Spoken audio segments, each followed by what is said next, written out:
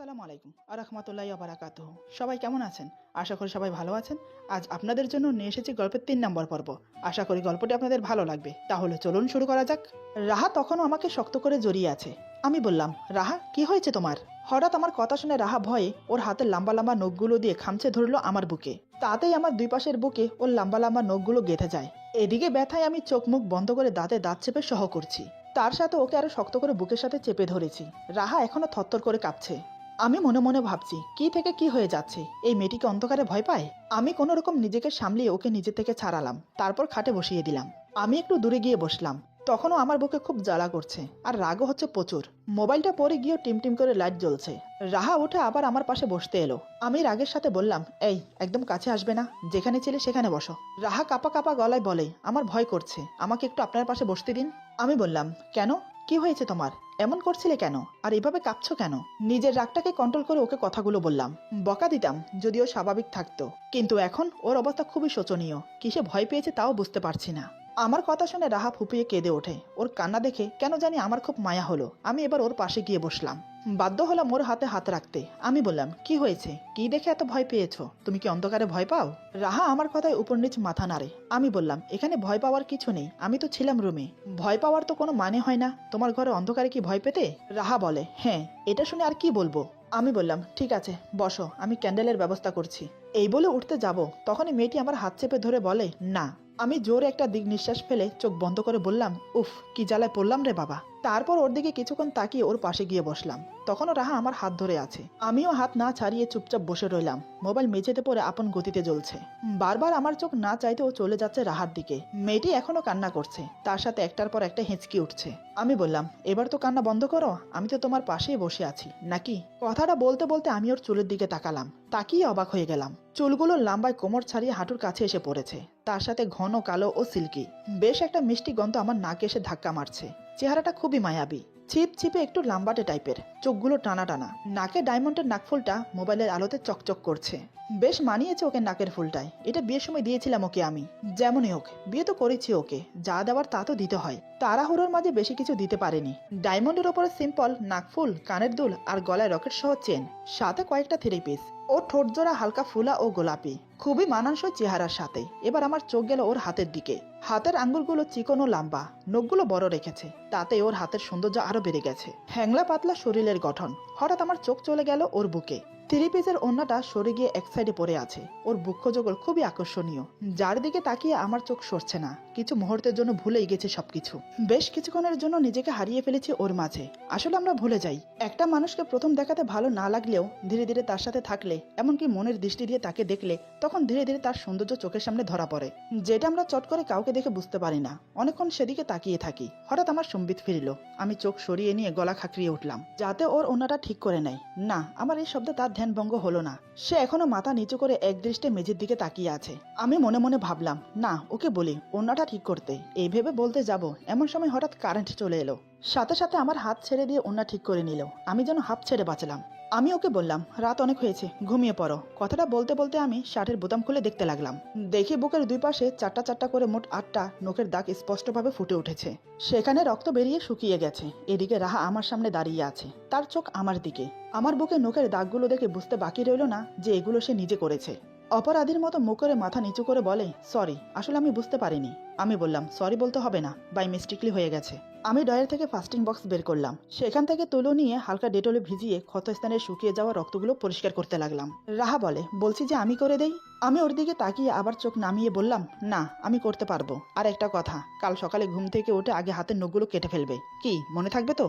আমার কথা শুনে ওর মুখটা গম্ভীর হয়ে যায়। সে গম্ভীরভাবে বলে, আমি ক্ষতস্থানে হালকা মলম লাগিয়ে শার্ট চেঞ্জ করতে ওয়াশরুমে চলে গেলাম। একটা ব্রাউন কালারের টি শার্ট পরে বেরিয়ে এলাম। এসে দেখি রাহা তখনও একইভাবে দাঁড়িয়ে আছে। আমি বললাম, কি ব্যাপার, রাত কয়টা বাজে, খেয়াল আছে? এখনো জেগে আছো যে? যাও ঘুমিয়ে পড়ো।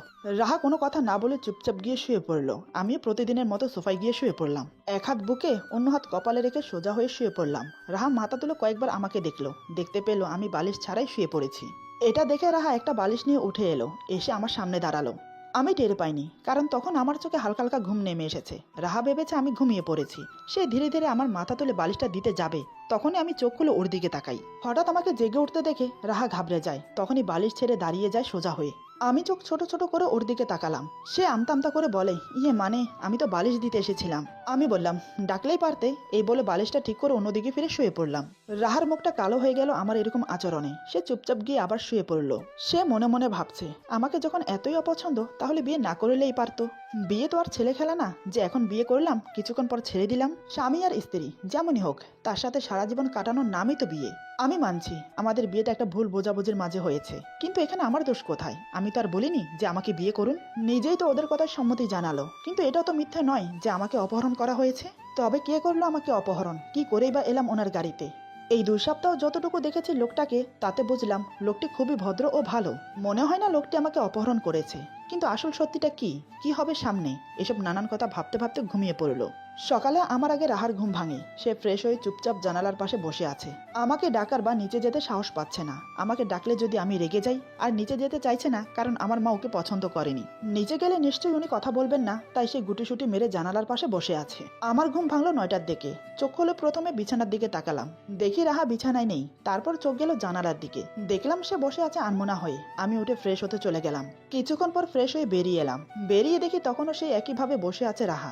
আমি বললাম, আসসালামু আলাইকুম, শুভ সকাল। হঠাৎ আমার মুখে সালাম শুনে কিছুটা থতমত খেয়ে যায়। অবাক চোখে চোখ বড় বড় করে তাকিয়ে আছে। আমি টাউল দিয়ে মুখ মুছে বললাম, সালাম দিলে সালামের উত্তর দিতে হয়, এটা অন্তত জানো? আমার কথায় রাহা আমতা আমতা করে বলে, ইয়ে মানে ওয়ালাইকুম সালাম, শুভ সকাল। আমি বললাম, নেক্সট টাইম সালাম দিলে সালামের উত্তর তাড়াতাড়ি দেবে। আর একটা কথা জেনে রাখো, একজন মুসলমান হিসেবে একে অপরকে সালাম দেওয়া উত্তম। প্রতিদিন অন্তত 20 জনকে সালাম দিতে পারলে তার জন্য আলাদা নেকি আছে। আর আমাদের প্রিয় নবী হযরত মুহাম্মদ সাল্লাল্লাহু আলাইহি সাল্লাম বলেছেন, স্বামী স্ত্রী একে অপরকে সালাম দিলে তাতেও নেকি পাওয়া যায়। একদিন মা আয়েশা প্রিয় নবী হযরত মুহাম্মদ সাল্লাল্লাহু আলাইহি সাল্লামকে জিজ্ঞেস করলেন, স্বামী স্ত্রী একে অপরকে সালাম দিলে কি ফজিলত পাওয়া যায়? আমাদের প্রিয় নবী হযরত মুহাম্মদ সাল্লাল্লাহু আলাইহি সাল্লাম বলেন, স্বামী স্ত্রী একে অপরকে সালাম দিলে অবশ্যই ফজিলত আছে। সকালে ঘুম থেকে উঠে যদি স্বামী আগে সালাম দেয় তাহলে তার আমলনামায় 10টা নেকি লেখা হয়।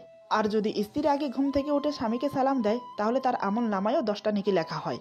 এমনকি উভয়ের আমল নামায় নেকি লেখা হয়। কথাটা শুনে মা আয়েশা বলেন, তাহলে প্রতিদিন আমি আপনাকে আগে সালাম দেব। প্রিয় নবী হযরত মুহাম্মদ সাল্লাল্লাহু আলাইহি সাল্লাম বলেন, তাহলে হয়ে যাক তোমার আমার মাঝে প্রতিযোগিতা। তারপর থেকে তারা প্রতিদিন সালাম নিয়ে প্রতিযোগিতা করতেন। আমার কথাগুলো রাহা মনোযোগ দিয়ে শুনছে। আমি চুপ হতেই রাহা হঠাৎ বলে, হাদিসে এটাও নিশ্চয় আছে যে স্বামী স্ত্রীর এক বিছানায় থাকাটা জরুরি। তা নিয়ে নিশ্চয় হাদিসে কিছু লেখা আছে। এই বলে হন হন করে চলে গেল ওয়াশরুমের দিকে। আমি সেখানে আহাম্মকের মতো হাঁ করে তাকিয়ে আছি ওর চলে যাওয়ার দিকে। এটা কি বলে গেল মেয়েটি? তাহলে কি আমাকে ওর সাথে এক বিছানায় থাকতে আহ্বান জানাচ্ছে? আমি মাথায় একরাশ চিন্তা নিয়ে রেডি হতে লাগলাম অফিসে যাওয়ার জন্য। আমি রেডি হতে হতে রাহা ওয়াশরুম থেকে বেরিয়ে এলো। আমি বললাম, নিচে চলো, নাস্তা করবে। রাহা কোনো কথা না বলে আমার সাথে নিচে এলো। তখন মা বাবা ডাইনিং টেবিলে বসে আছে নাস্তা করার জন্য। আমি আর রাহা নিচে এসে বসে পড়লাম।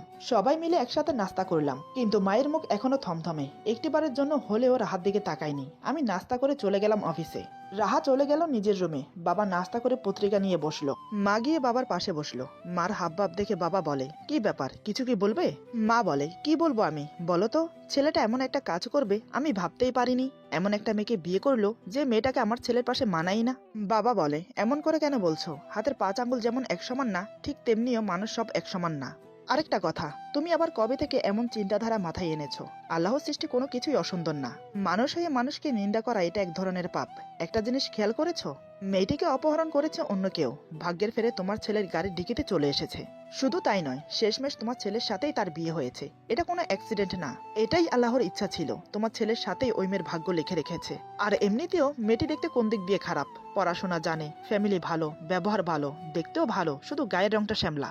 তাতে কি আসে যায়? মানুষের যৌবন, গায়ের রং এগুলো তো ক্ষণিকের মোহ। তাই এসব নিয়ে বিচার করো না। তোমার আচরণে মেয়েটা কষ্ট পাচ্ছে। নিজের মেয়ে হলে কি এমন করতে পারতে? তাই বলি কি, সব ভুলে গিয়ে মেয়েটাকে আপন করে নাও। এই বলে বাবা আবার পত্রিকা পড়তে লাগলো। মা বেশ কিছুক্ষণ চুপচাপ থেকে ভাবতে লাগলো বাবার কথাগুলো। মা মনে মনে বলে, আমি কত বড় ভুলটা করছি। সত্যিই তো, এখানে তো মেয়েটার কোনো দোষ নেই। মেয়েটি তো আর ইচ্ছে করে আমার ছেলের গলায় ঝুলে পড়েনি। যা শুনেছি তাতে তো করার কিছু ছিল না। না, সবাই যখন মন থেকে মেনে নিয়েছে তাহলে আমি আর কেন বাদ যাব? এদিকে দাদু ছিল না বাড়িতে, তাই তিনি আমার বিয়ের সম্বন্ধে কিছুই জানেন না। তিনি গিয়েছিলেন কয়েকদিনের জন্য গ্রামের বাড়িতে। গ্রামের বাড়িতে ছোট চাচা, জেঠু তাদের ফ্যামিলি নিয়ে থাকেন। আজকে ফিরবেন দাদু, তাকে আনতেই আমাকে যেতে হবে স্টেশনে। তিনি বাসে যেতে পছন্দ করেন না, তাই ট্রেনে গিয়েছেন, ট্রেনে আসছেন। বিকেলে গিয়ে আমি প্রায় 1 ঘন্টা ধরে বসে আছি। ট্রেন আসার কোনো নামগন্ধই নেই। ট্রেন প্রায় 1 ঘন্টা লেট। ট্রেন থেকে নেমে দাদুকে আসতে দেখে আমি এগিয়ে গেলাম। তার সামনে গিয়ে পা ছুঁয়ে সালাম করে জড়িয়ে ধরলাম। কতদিন দেখিনি, সে যে আমার দাদুর বদলে বন্ধু বেশি। দাদু আমাকে জড়িয়ে ধরে চোখ বন্ধ করে নিলেন। আমি বললাম, কেমন আছো দাদু? গ্রামে গিয়ে তো আমাকেই ভুলে গেছো। দাদু বলে, না রে, তোকে কি করে ভুলে যাই, আর আমি ঠিক আছি, তুই কেমন আছিস? আমি বললাম, আমি ভালো আছি, বাড়িতে চলো, তোমার জন্য সারপ্রাইজ আছে। দাদু অবাক হয়ে বলে, সারপ্রাইজ? কিসের সারপ্রাইজ? আমি বললাম, সেটা বলা যাবে না, বাড়িতে গেলেই দেখতে পাবে। দাদু বলে, কি জানি ভাই, কি সারপ্রাইজ দেখাবি? তোর সারপ্রাইজ দেখে না আমার হার্ট অ্যাটাক এসে যায়। আমি বললাম, মন্দ বলনি, হার্ট অ্যাটাক হলেও হতে পারে, তার চেয়ে বরং আমি একটা কাজ করি, সারপ্রাইজ দেখানোর আগে একটা হসপিটাল সিট বুক করে রাখি। বলা তো যায় না, দেখে যদি সত্যি সত্যি তোমার হার্ট অ্যাটাক আসে। দাদু বলে, তুই আমার সাথে ইয়ার কি করছিস? আগে চল, কি সারপ্রাইজ রেখেছিস সেটা দেখি। তারপর আমি আর দাদু কথা বলতে বলতে গাড়িতে এসে বসলাম। ঘন্টা খানেকের ভেতর বাসায় চলে আসলাম। গাড়ি থেকে নেমে দাদুকে নিয়ে ভেতরে গেলাম। বাসায় আসতে আসতে সন্ধ্যা হয়ে গিয়েছিল। তখন সবাই ড্রয়িং রুমে বসে নাস্তা করছে। সবাই বলতে শুধু মা বাবা, রাহা মনে হয় নিজের রুমে। দাদুকে দেখে মা বাবা দুজন উঠে দাঁড়ালো, এগিয়ে এসে দাদুকে সালাম করলো। তারপর বাবা দাদুর হাত ধরে সোফায় নিয়ে গিয়ে বসালো। বেশ কিছুক্ষণ কৌশল বিনিময় চললো। আমি গিয়ে ততক্ষণে রাহাকে বললাম, নিচে চলো, দাদু এসেছে গ্রামের বাড়ি থেকে। রাহা দাদুর কথা জানতো না। রাহা কোনো কথা না বলে আমার সাথে নিচে এলো। আমি বললাম, উনি আমার দাদু, সালাম করো। আমার কথা মতো রাহা দাদুকে সালাম করে, তার সাথে মা বাবাকেও সালাম করে। দাদু অবাক হয়ে তাকিয়ে আছে। আসলে তাকে বলাই হয়নি, এটা তার জন্য সারপ্রাইজ ছিল। দাদু উদ্বিগ্ন হয়ে বলে, এই মেয়েটা কে? সবাই বলার আগে মা বলে, বাবা, ও হচ্ছে আপনার নাত বউ। এটা শুনে দাদু চোখ বড় বড় করে রাহার দিকে তাকিয়ে আছে। তিনি যেন বিশ্বাসই করতে পারছেন না। রাহা ভয় মাথা নিচু করে আছে। দাদু বলে, আমাকে না জানিয়ে বিয়ে করে ফেললি? কখন করলি বিয়ে? বাবা বলে, বাবা, সে এক লম্বা কাহিনী, বিয়েটা হঠাৎ করে হয়েছে, আমি তোমাকে সব পরে বলছি। দাদু রাহাকে উদ্দেশ্য করে গম্ভীর গলায় বলে, এই মেয়ে, ওখানে দাঁড়িয়ে কেন, এদিকে আসো। দাদুর কথা শুনে ধীরে ধীরে রাহা দাদুর সামনে গিয়ে দাঁড়ালো। দাদু চট করে রাহার হাত ধরে পাশে বসিয়ে দিল। রাহা ভয়ে ভয়ে গুটিসুটি মেরে বসলো। দাদু ওর মাথায় হাত বুলিয়ে বলে, দিদি ভাই, তোমার নাম কি? রাহা বলে, জি, আমার নাম জান্নাতুল মাওয়া রাহা। দাদু বলে, বাহ, খুব সুন্দর নাম তো, তুমি যেমন মিষ্টি দেখতে, তোমার নামটাও মিষ্টি। দাদুর কথা শুনে রাহা এবার চোখ তুলে তাকালো দাদুর দিকে। দাদু পকেটে হাত দিয়ে কি যেন খুঁজছেন। একটু পরে পকেট থেকে 1000 টাকার 5টা নোট বের করে রাহার হাতে দিল। রাহা বলে, এগুলো কিসের জন্য দাদু? দাদু একগাল হেসে মাথায় হাত বুলিয়ে বলে, দিদিমণি, এগুলো তোমার এই মিষ্টি মুখটা দেখে দিয়েছি। রাহা বলে, আমার টাকা লাগবে না, টাকার বদল আপনি আমার জন্য দোয়া করুন, তাতেই চলবে। দাদু বলে, তা কি হয়, এটা তোমার প্রাপ্য, তাই এগুলো তোমাকে নিতে হবে। রাহা চুপচাপ টাকাগুলো নিয়ে নেয়। দাদু আমাকে উদ্দেশ্য করে বলে, দাদু ভাই, তুই তো আমাকে অনেক বড় সারপ্রাইজ দিয়েছিস রে। তোর এই সারপ্রাইজ দেখে হার্ট অ্যাটাকের বদলে আনন্দে আমার বুকটা ভরে গেল। দাদুর কথা শুনে সবার মুখে হাসি। মা বলে, বাবা, অনেক কথা হয়েছে, আপনি এখন রুমে চলুন, বিশ্রাম নেবেন, অনেকটা পথ জার্নি করে এসেছেন। এই বলে মা দাদুকে নিয়ে দাদুর রুমে চলে গেল। দাদু আর মা চলে যাওয়ার পর বাবা বলে, বৌমা, তুমি রুমে যাও, আর হ্যাঁ, তোমার বাসার ঠিকানাটা আমাকে দাও, তোমার মা বাবার সাথে কথা বলতে হবে। নিশ্চয় তারা অনেক দুশ্চিন্তায় আছে তোমাকে নিয়ে, এমনকি খোঁজাখুঁজিও করছে। কাল বিকেলে রেডি থেকো, তোমাকে নিয়ে তোমাদের বাড়িতে যাব। রাহা মাথা নাড়িয়ে ঠিক আছে বলে উপরে চলে গেল। তার সাথে সাথে আমিও গেলাম উপরে। আমি রুমে যেতেই রাহা আমাকে টাকাগুলো দেয়। আমি বললাম, এগুলো তো তোমার টাকা, আমাকে দিচ্ছ কেন? রাহা বলে, যেমন করেই হোক, আপনার সাথে আমার বিয়ে হয়েছে, সেই অনুযায়ী আপনি আমার স্বামী, তাই টাকাগুলো আপনাকে দেওয়া উচিত। আমি বললাম, এটা তোমার প্রাপ্য, তোমার কাছে রাখাই উচিত। এই বলে ওর হাতে টাকাগুলো দিয়ে দিলাম। রাহা টাকাগুলো হাতে নিয়ে আমার দিকে তাকিয়ে আছে। আমি চলে গেলাম ফ্রেশ হতে। ওয়াশরুমে গিয়ে শার্টের বোতাম খুলতেই চোখে পড়লো নখের দাগগুলো। এখনো হালকা রক্ত জমাট বেঁধে জল করছে। আমি একটু হাত বুলিয়ে দেখলাম, এখনো সামান্য সামান্য ব্যথা আছে। মনে পড়ে গেল কাল রাতের কথা, কি থেকে কি হয়েছিল। অন্ধকারে এত ভয় পাই মেয়েটা, জানতাম না আমি, কিন্তু আজ সকালে সে কি বলছিল। সকালের কথা মনে পড়তেই মুখে একটা মুচকি হাসি ফুটে উঠল। আজ আমি ওর পাশে শুয়ে দেখব কি করে। এসব নানান কথা ভাবতে ভাবতে হাত মুখ ধুয়ে বেরিয়ে এলাম। রাহা তখন বিছানায় হেলান দিয়ে বসে আছে। আমাকে দেখে সোজা হয়ে বসলো। আমি টাওয়াল দিয়ে হাত মুখ মুছে সোফায় বসলাম। দুজন চুপচাপ দুই জায়গায় বসে আছি, কেউ কারোর সাথে কথা বলছি না। বেশ কিছুক্ষণ পর জরিনা খালা আসলো রাহাকে ডাকতে। জরিনা খালা বলে, বোমা, তোমাকে আপা ডাকছে। জরিনা খালা আমাদের বাড়িতে অনেকদিন হলো কাজ করছে, সেই আমি ছোটবেলা থেকে দেখে আসছি। ওনাকে কাজের বুয়া না বলে আমাদের ফ্যামিলির সদস্য বলা যায়।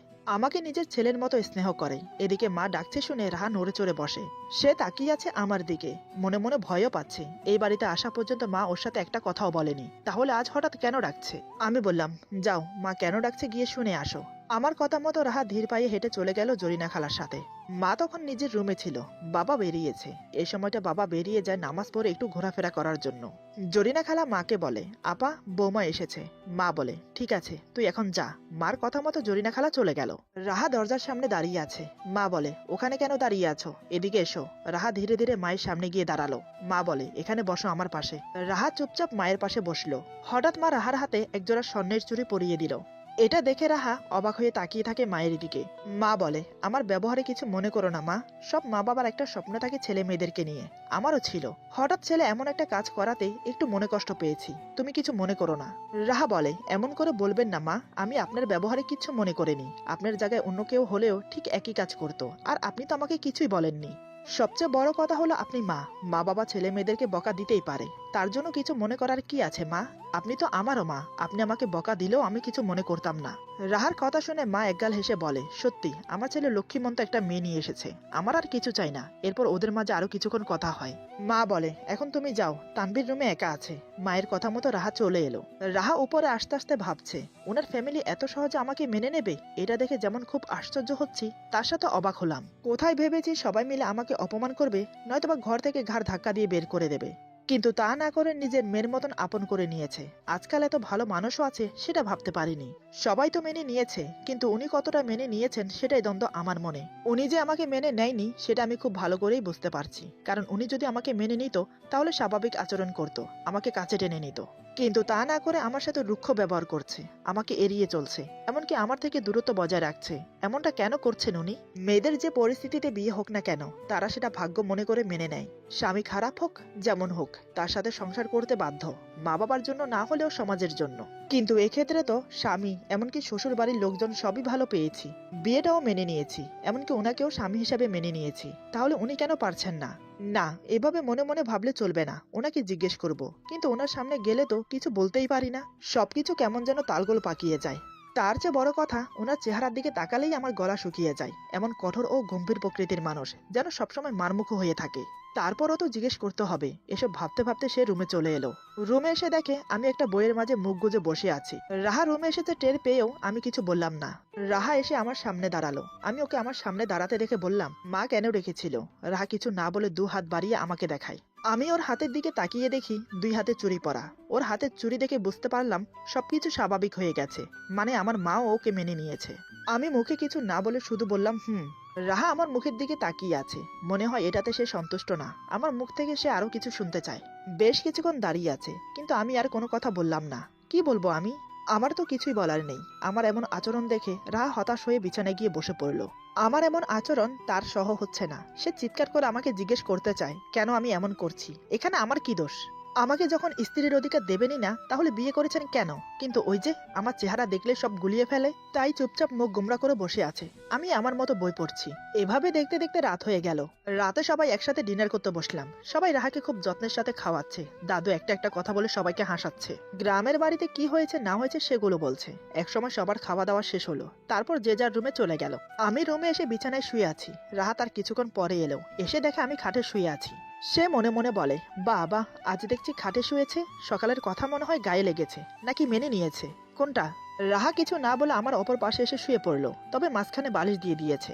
আমি চোখ বন্ধ রেখে সব অনুভব করছি, কিন্তু চোখ খুলছি না। তারপর সে লাইট বন্ধ করে ডিম লাইট জ্বালিয়ে শুয়ে পড়লো, কিন্তু চুলগুলো ছাড়া। সে চুল থেকে মিষ্টি গন্ধ এসে আমার নাকে ঠেকছে। আমি চোখ বন্ধ রেখেই বললাম, চুলগুলো বেঁধে ঘুমাও। মনে পড়ে গেল কাল রাতের কথা। ওকে আমি নখ কাটতে বলেছিলাম, সে কি কেটেছে?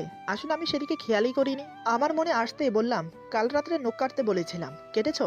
আসলে রাহা ভুলেই গেছে হাতের নখ কাটতে। রাহা আমতা আমতা করে বলে, ইয়ে মানে ভুলে গিয়েছিলাম, কাল সকালে কেটে ফেলবো। আমি বললাম, কাল সকালে যেন ভুল না হয়, আমার কথা অমান্য করাটা আমি পছন্দ করি না, এখন চুলটা বাঁধো। আমার কথা শুনে রাহা রাগের সাথে উঠে বসে মাথার চুলগুলো বাঁধছে, আর মনে মনে বলে, কি আজব মানুষ রে বাবা, চুল খোলা থাকলে কি সমস্যা? কই আমার তো কোনো সমস্যা হয় না চুল খোলা থাকলে, এত সমস্যা কেন লোকটার? আমার এত শখের নখগুলো কেটে ফেলতে বলছে, এখন আবার চুল বেঁধে ঘুমোতে বলছে, না জানি সামনে আরো কত কি বলবে। কিন্তু চোখ বন্ধ রেখে কিভাবে বুঝলো যে আমার চুল খোলা? কে জানে রে বাবা, কিছুই মাথায় আসছে না। এই ভাবতে ভাবতে চুলগুলো বেঁধে আবার শুয়ে পড়লো। হঠাৎ কি মনে হতেই আবার আমার দিকে তাকিয়ে বলে, আপনি এখানে কেন ঘুমোচ্ছেন? আপনি না সোফায় ঘুমান? আমি ওর দিকে তাকিয়ে বললাম, কেন? সকালে তো বললে খাটে ঘুমোতে, এখন আবার কি হলো? রাহা চোখ ছোট ছোট করে বলে, আমি আবার কখন বললাম? আমি বললাম, কেন? সকালে কি বলেছিলে মনে নেই? এত তাড়াতাড়ি ভুলে গেলে? আর হ্যাঁ, সকালে আমার অফিস আছে, ডিস্টার্ব করো না। এই বলে অন্যদিকে ফিরে শুয়ে পড়ি। এটা দেখে রাহার আগে কটমট করে আমার দিকে তাকিয়ে আবার শুয়ে পড়ে। আমিও একসময় ঘুমিয়ে পড়লাম। হঠাৎ মাঝরাতে আমার ঘুম ভেঙে গেল। ঘুম ভাঙার কারণ রাহা কান্না করছে। এদিকে রাহার চুল খুলে আমার চোখে মুখে এসে পড়েছে। ওর চুলের গ্রানে আমার মন মাতোহারা হয়ে উঠছে। আমি মুখ থেকে চুলগুলো সরিয়ে ওকে বললাম, কি হয়েছে রাহা, তুমি কান্না করছো কেন? এটা শোনার সাথে সাথে রাহা হঠাৎ আমার বুকে জাপটে পড়ে কান্না করতে লাগলো। মুখ গুজে দিয়েছে আমার বুকে। এক হাতে আমার শার্ট খামচে ধরেছে, অন্য হাতে আমার গলা জড়িয়ে আছে। আমি না চাইতেও ওকে আমার বুকের সাথে জড়িয়ে ধরলাম। অজান্তেই মুখ গুজে দিলাম ওর চুলে। সেখানে নাক ঘেঁষতে লাগলাম ওর ঘাড় ধরে। এক হাতে ওর কোমর জড়িয়ে ধরেছি। আলতো করে চুমো এঁকে দিলাম ওর মাথায়। ওর ঘাড় ছেড়ে দিয়ে মাথায় হাত বুলাতে লাগলাম। বেশ কিছুক্ষণ পর আমি বললাম, এই রাহা, কি হয়েছে তোমার? কান্না করছো কেন? আরে বাবা, না বললে বুঝবো কি করে কি হয়েছে তোমার? আমার কথায় সে মাথা তুলে আমাকে এত কাছে দেখে হঠাৎ যা করে বসে, তাতে আমি বিহ্বল হয়ে পড়ি। একে তো মেয়েটি নিজে থেকে আমার বুকে এসে পড়েছে, তারপর আবার এমন করছে। এখানে আমার দোষ কোথায়? আমি এবার কি করলাম? কি হতে চলেছে আমার সাথে, এটাই বুঝতে পারছি না। এরপর যা হলো, আজকের গল্প এখানে সমাপ্ত। গল্পের বাকি অংশ পেয়ে যাবেন আগামী পর্বে। সবাই ভালো থাকবেন, সুস্থ থাকবেন, আর বন্ধুদের সাথে বেশি বেশি করে শেয়ার করবেন। আল্লাহ হাফেজ।